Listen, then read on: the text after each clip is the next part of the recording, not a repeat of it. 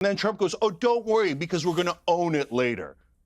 We're not going to own anything. The only chance of actually getting all that Ukrainian territory, short of Crimea, you're not getting Crimea. That Adelson family, over 3 elections, gave him $337 million. I think you could work out a deal where the U.S. pulls out of NATO.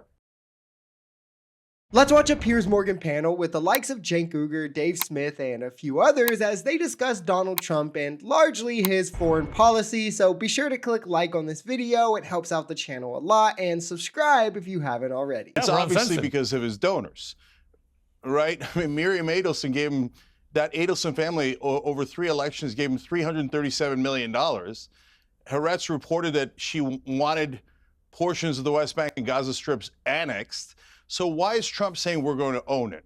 He's trying to trick MAGA into thinking after we let the Israelis slaughter more Palestinians as they try to push 2 million people out of their homes and their homeland, and after we finance that slaughter, which we're definitely going to finance because Trump, and to be fair to Trump, almost all the Democrats, all of Washington is owned by Israel. Netanyahu dog-walked Trump around the park, made him look like a waiter as he was putting his chair in.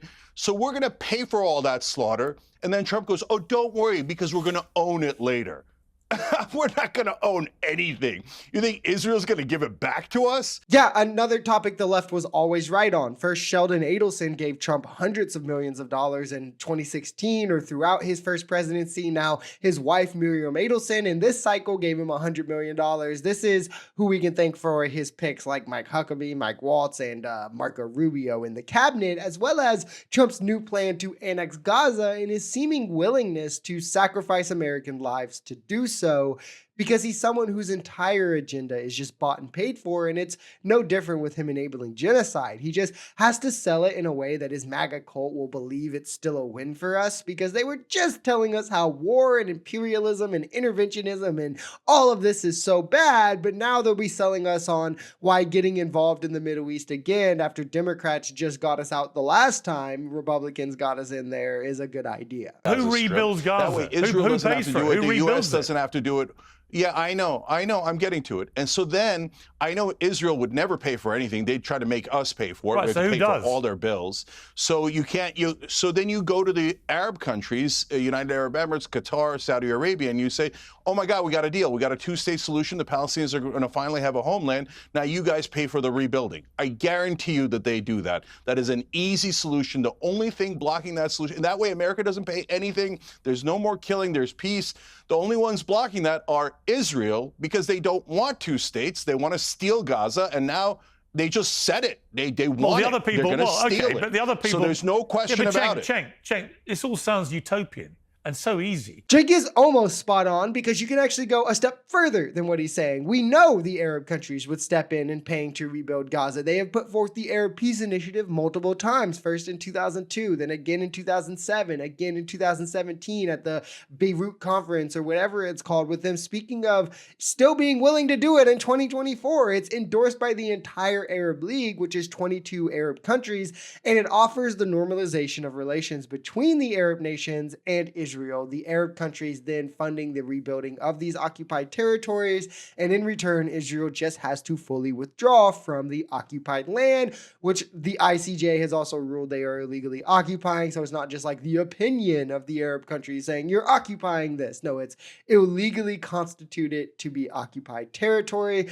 Even Hamas has agreed to this in the past, so there's no even saying but Hamas. It's fully being kept up from being a thing by Israel. They've rejected it time and time again, because to Israel, the end goal has always been taking back Gaza as your own land and ethnically cleansing the population away from it. And particularly NATO enlargement, color-coded revolutions. I think we did a lot to provoke this conflict. And I think that much like Israel in the Middle East, look, America's got all the chips here, really, when it comes down to it. We can get Vladimir Putin to do much of what we would like him to do. I would like to see Trump follow through on one of his previous ideas that I think the only chance of actually getting all that Ukrainian territory, short of Crimea, you're not getting Crimea, but the rest of the territory, I think you could work out a deal where the U.S. pulls out of NATO. Donald Trump said it before. Why on earth are we subsidizing the defense of rich European countries? Because we worked out this agreement when they were in ashes after World War II to prevent against the Soviet Union? Well, they're not in ashes anymore. The Soviet Union doesn't exist anymore. So much Kremlin propaganda here. I'll try to touch on it all quickly. We have nothing to do with the beginning of the Russia-Ukraine conflict. It actually wasn't even us that is the basis of who Ukraine was drifting away from Russia. It was the EU. Russia interfered in every Ukrainian election since they gained sovereignty in 1992. The first election was in 1994. But in the first election that they didn't interfere in, Ukraine picked a pro-EU candidate over the pro-Russia guy, Yankovich or whatever his name is. So Russia then invaded Ukraine months after we got involved after this fact. Leaving NATO would be horrendously stupid. It's stupid for the sheer reason that NATO would exist with or without us, and absent us, it would be Russia or China who heads it, and then instantly gains all the leverage over us that we've had over them. Also, it's the position of power that NATO gives us that we see benefits from, like from these very favorable trade partnerships that we absolutely would not have, that makes people want to work with us. Like in this way, solely because we can offer them defense through NATO, we would instantly be forfeiting that as well, where again, China and Russia is taking it over, pretty swiftly becoming the military and economic global power, where rather than look to us before most of the world acts, they would look to China or Russia.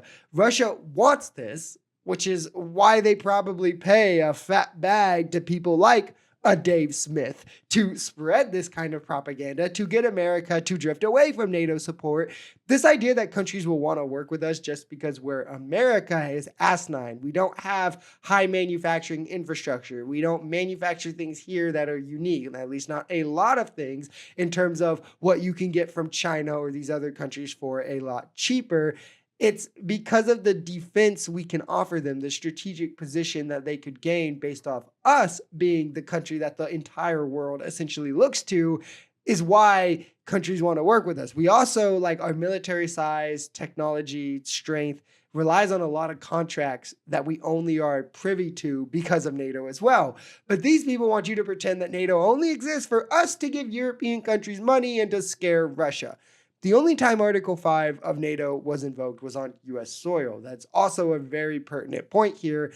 Also, again, we've seen how this isolationist strategy plays out. Why would we be repeating history when, if we pull out of NATO, we're doing that? It leads to us getting dragged into a costly war, losing hundreds of thousands of lives because of that after being attacked by a foreign power that was able to build a strong coalition in the absence of a strong opposing coalition, which is why NATO exists. The problem is simple. It's people who have literally never read a history book who are trying to now decide our foreign policy, and then on the lower level, having conversations on foreign policy.